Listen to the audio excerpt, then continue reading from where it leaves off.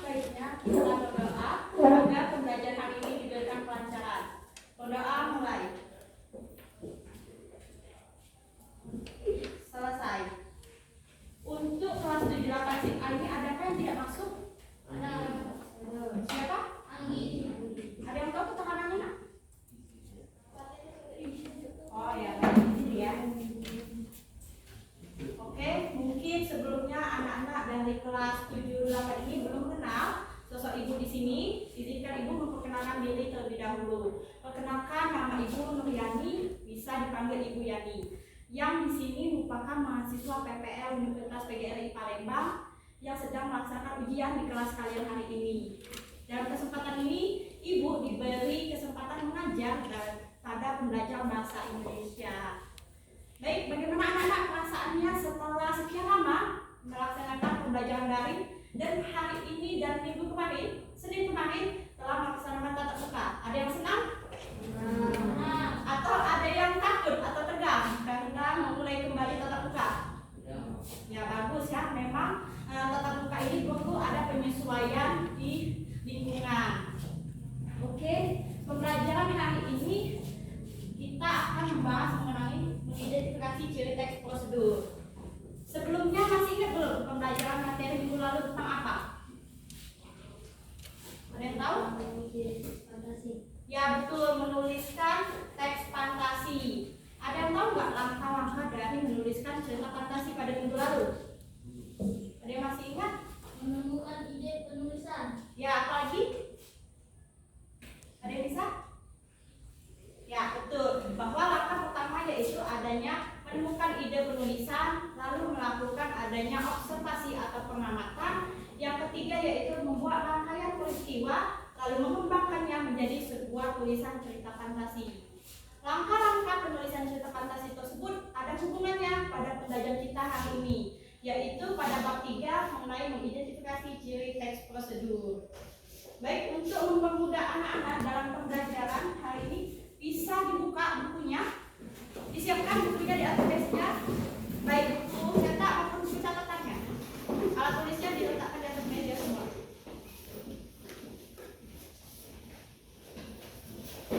Untuk materi hari ini dapat dibuka pada halaman 81 di buku cetaknya masing-masing.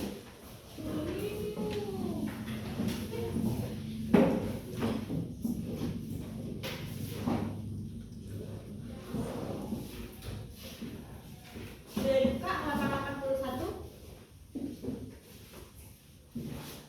Baik, pada halaman 81 pelajaran bahasa Indonesia ada mengenai mengidentifikasi ciri teks prosedur.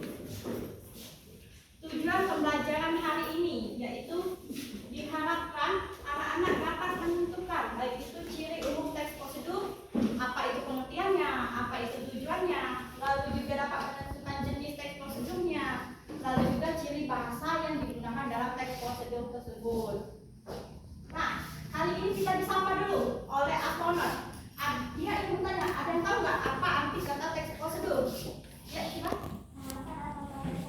Ya, betul sekali. Ada yang bisa lagi? Ada ya?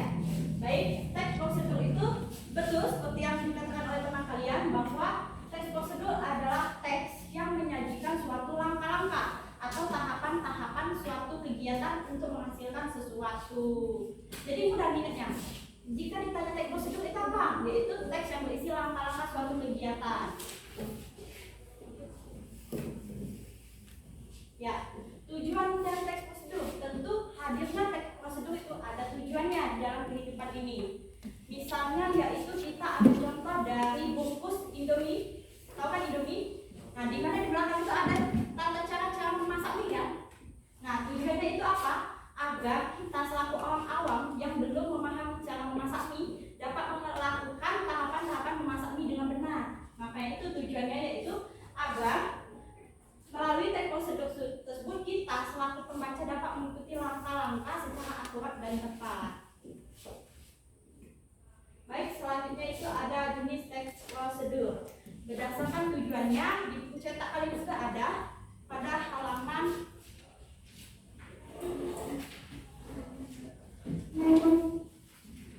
Nah, pada halaman 91 bisa dibuka anak.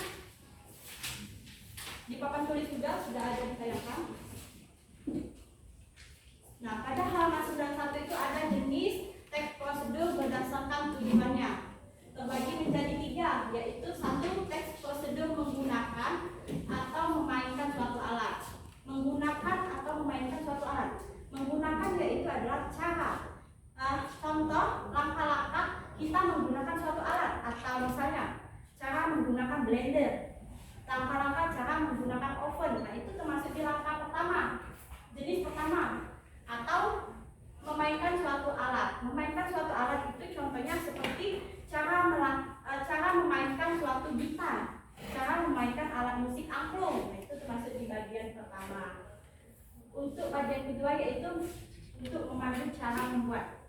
Cara membuat itu mudah sekali. Di kehidupan kita itu sering kita lakukan tanpa kita sadari. Yang pertama yaitu adalah cara membuat makanan. Lalu juga cara membuat kita anyaman mungkin atau patung. Di sana untuk membedakannya terdapat adanya alat, bahan, dan langkah-langkah. Jika terdapat 3 poin tersebut maka sudah termasuk di dalam teks prosedur untuk memandu cara membuat.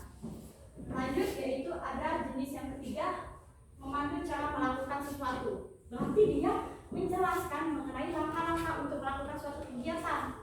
Langkah-langkahnya mungkin bagaimana sih cara kita senam, gerakannya seperti apa, itu dijelaskan dari awal sampai akhir. Itu juga kegiatan menari, kita diajari bagaimana pola langkahnya, gerakannya seperti apa. Nah, itu termasuk di dalam teks prosedur memandu cara melakukan sesuatu kegiatan. Nah, penggunaan kalimat perintah. Ciri bahasa dari teks prosedur yaitu penggunaan kalimat perintah. Ada yang tahu nggak kalimat perintah itu apa? Kalimat perintah. Kalimat perintah itu sering loh kita gunakan tanpa kita sadari di kehidupan sehari-hari. Ada yang bisa? Ya, jadi kalimat perintah adalah kalimat yang menyatakan suatu perintah agar kita dapat melakukan sesuatu. Ada yang bisa melakukan contohnya mungkin? Coba.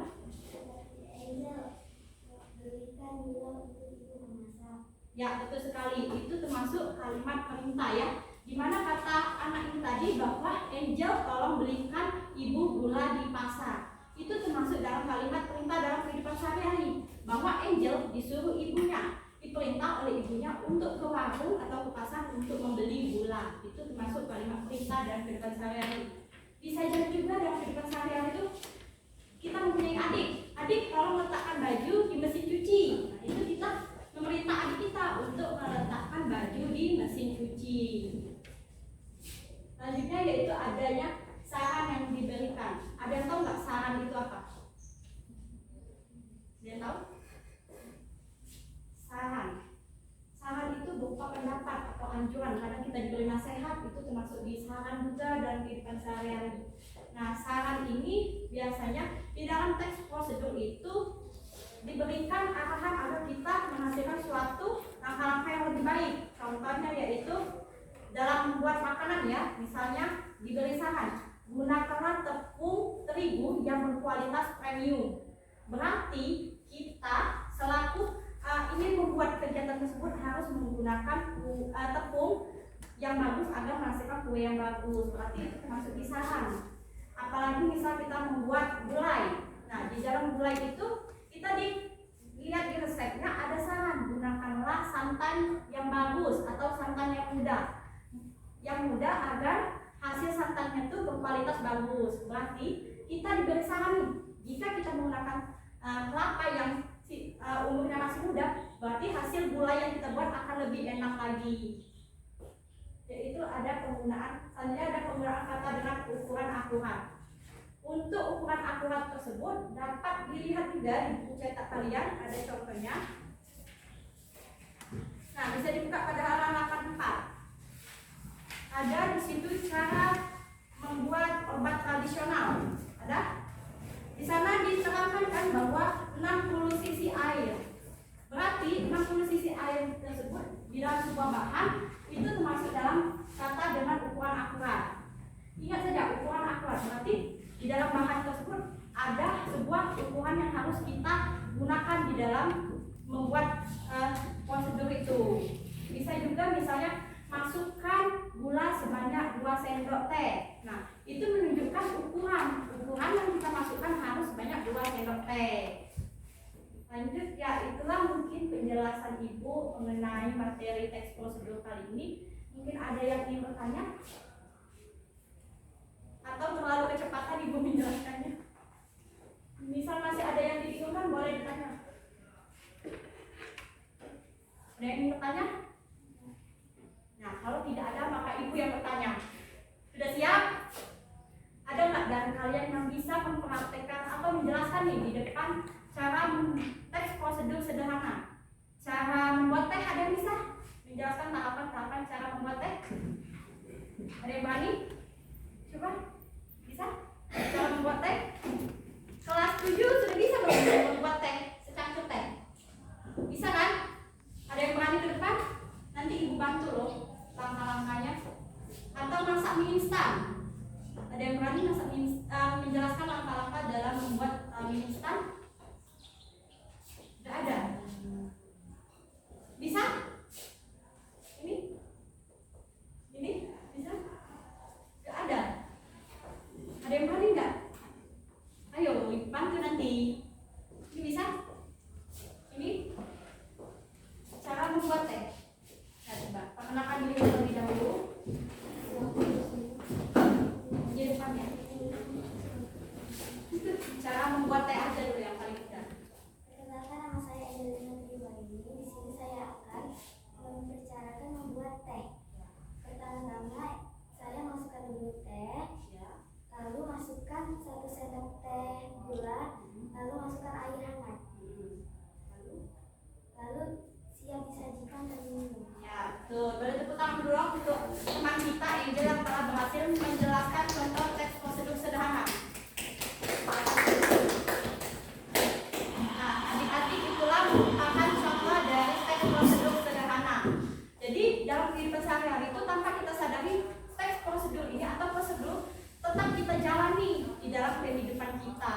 Kalau bisa kita lakukan terus teks prosedur ini di kehidupan agar hasil yang kita harapkan itu sesuai dengan akurat dan tepat. Baik, di sini ibu telah menyediakan lembar pengetahuan di mana masing-masing peserta didik akan mendapatkan lembar pengetahuan ini.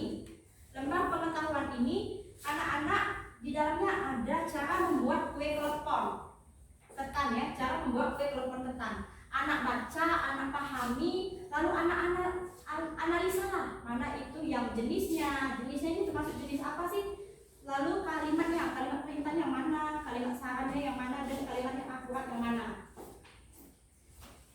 Untuk pengerjaan soal nomor 1 dan 2 langsung saja di kertas ini, ibu bagikan. Dan untuk soal nomor 3 cukup digaris bawahi saja yang mana kalimat perintah, yang mana kalimat saran, dan yang mana kalimat ukuran akurat.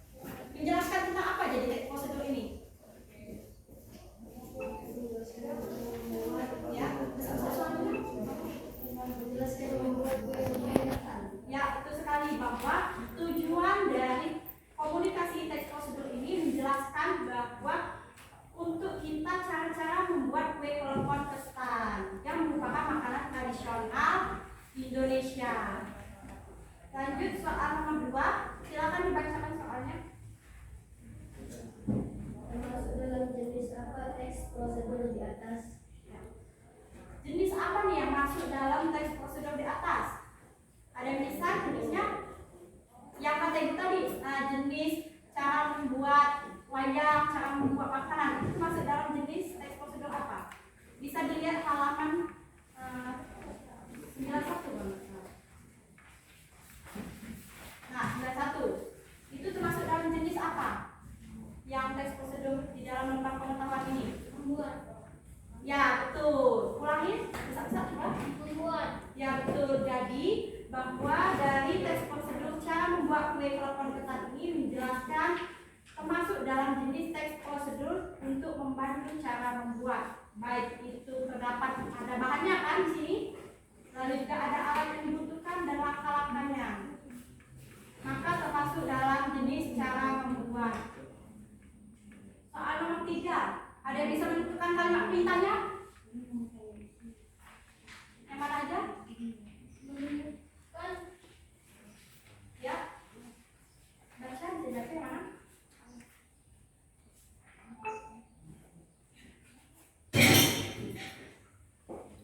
Tadi sudah bicara? Silakan dilanjutkan. Menunjukkan ide penulisan. Kalimat perintah. Ada kalimat perintah? Ada yang rasa? Silakan. Langkah pertama membuat air kapurnya. Campur dan endapkan seperempat sendok kapur sirih dan airnya. Ambil air kapurnya sebanyak 2 sendok kecil. Ya, betul sekali. Langkah pertama itu terdapat kalimat perintah ya. Lebih tepatnya diambil air kapurnya sebanyak 2 sendok kecil. Bisa dilihat di situ langkah pertama. Nah, berarti kita harus mengambil air kapurnya cukup dengan 2 sendok. Berarti kita diperintah nih untuk mengambil air kapur. Ada yang bisa lagi menunjukkan yang mana kalimat perintah? Ada yang bisa? Nah, bisa. Yang mana kalimat perintah?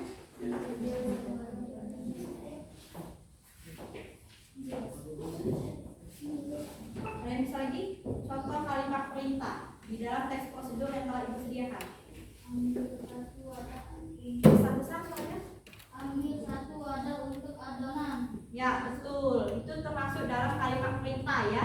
Dari teks prosedur cara membuat telepon. Berarti kita disuruh ambil nih 1 wadah adonan yang akan kita masukkan berupa tepung ketan dan tepung beras. Lalu kita akan aduk rata bahan tersebut hingga tercampur rata. Itu termasuk dalam kalimat perintah. Lanjut ada kalimat saran. Ada yang bisa lagi menemukan kalimat saran? Memasukkan 250 gram tepung ketan dan tepung beras sebanyak 50 gram. Ya, itu termasuk dalam kalimat perintah. Ya, masuk dalam kalimat perintah. Sekarang kita ke saran. Betul itu yang diungkapkan oleh kawan kalian, oleh Aryo, bahwa itu masuk dalam kalimat perintah. Sekarang masuk ke kalimat saran. Ada yang bisa? Gula merah jawab sebanyak 190 gram sampai 220 gram. Iris tipis-tipis supaya nanti mudah dimasukkan ke dalam adonan kue keloponnya nanti. Ya, betul. Itu termasuk di pada akhir kalimat bahwa irislah gula merah agar secara halus agar dapat dimasukkan ke dalam kue klepon. Itu termasuk di saran. Karena kenapa? Dia memberi saran nih kepada kita. Jika gula merahnya diiris dengan halus-halus, maka dapat memudahkan kita dalam memasukkannya ke dalam kue keleponnya. Ada yang bisa menyebutkan penggunaan kata dengan ukuran akurat? Yang menggunakan, yang biasanya ada di bahan itu. Bisa dilihat di bahan. Ukuran akurat, berarti yang menunjukkan angka atau berat biasanya. Ada yang bisa? Air bersih matang sebanyak 280 ml bisa ditambahkan atau dikurangi sampai adonan pas. Ya, betul. Itu termasuk di dalam kalimat yang menggunakan ukuran. Karena di sana disebutkan bahwa air yang dimasukkan sebanyak 20 ml. Ada yang bisa lagi menyebutkan kalimat atau kata yang menggunakan ukuran akurat di bahan? Bisa dilihat di bahan yang menunjukkan ukuran akurat. Penggunaan angka biasanya ada di penggunaan angka. Ada yang bisa?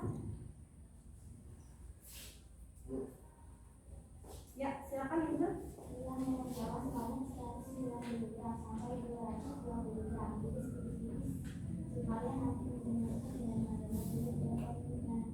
Ya betul. Berarti pada awal kalimat itu gula merah Jawa sebanyak 190 gram sampai 220 gram. Itu termasuk dalam menggunakan kata ukuran akurat karena di sana disebutkan adanya angka 190 gram dan sampai 220 gram. Sedangkan kata selanjutnya yaitu termasuk di bagian syarat. Baik, sepertinya dari anak-anak semua ada sebagian yang telah memahami pembelajaran kita pada pagi hari ini. Mengingat jam telah menunjukkan 9 lewat, maka dari itu mari kita bersama-sama menyimpulkan pembelajaran hari ini. Ada yang bisa menyimpulkan pembelajaran hari ini? Hari ini jadi tadi sudah mempelajari apa aja? Ayo. Yang pertama tadi apa? Matematika. Apa? Kita sedang belajar bahasa Indonesia ya nak. Tadi yang di PPT tadi kita menjelaskan tentang apa aja, mempelajari apa saja. Teks prosedur. Ya betul, teks prosedur dari pengertiannya ya. Lanjut ada tadi jenis-jenisnya ya. Ada 3 kan tadi jenis-jenisnya. Lalu juga yang terakhir ini yang kita bahas ada ciri bahasanya. Dan pada akhirnya tadi ada teman kalian yang bisa memberikan contoh dari teks prosedur sederhana. Itulah pembelajaran kita pada pagi hari ini. Dan untuk PR di rumah, silakan anak-anak cari contoh teks prosedur, baik itu cara menggunakan alat tradisional ataupun cara membuat makanan tradisional. Kerjakan tugas tersebut di buku latihan, kumpulkan pada pertemuan berikutnya. Dan untuk pertemuan selanjutnya kita akan membahas mengenai menyimpulkan isi teks prosedur pada halaman 92. Itu akan kita pelajari pada pertemuan berikutnya. Diharapkan anak-anak semua di rumah mempelajari materi tersebut sehingga pada minggu depan kita dapat memahami secara bersama-sama materi tersebut. Baiklah, kurang lebih itu dulu yang Ibu ajarkan pada hari ini. Marilah kita bersama-sama mengucapkan hamdalah. Alhamdulillah.